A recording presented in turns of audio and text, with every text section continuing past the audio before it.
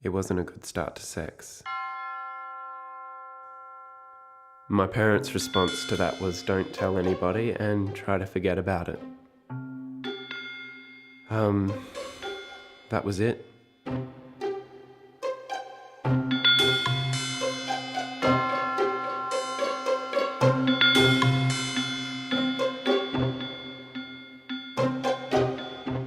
So I started playing the violin then too. It all had a price. I became depressed. I started to become paranoid about my sexual activities and also very neurotic about playing. It was like they were two parallel things happening. One fed into the other. It obviously had a lot to do with being very frightened.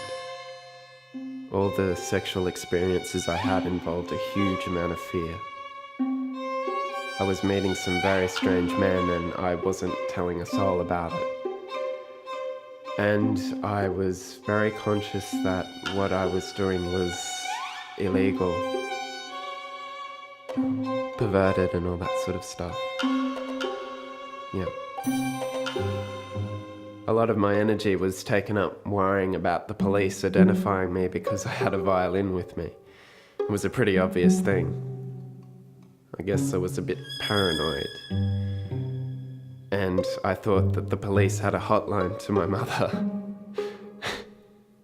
What would a psychoanalyst say about that? I constantly dreaded the police coming to my parents' door, them finding out what was going on. Every single sexual event was filled with fear.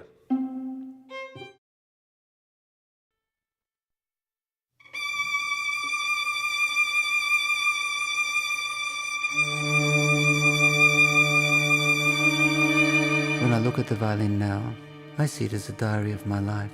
It is the diary of my life. It needs me as I need it to animate my soul, my imagination, my life.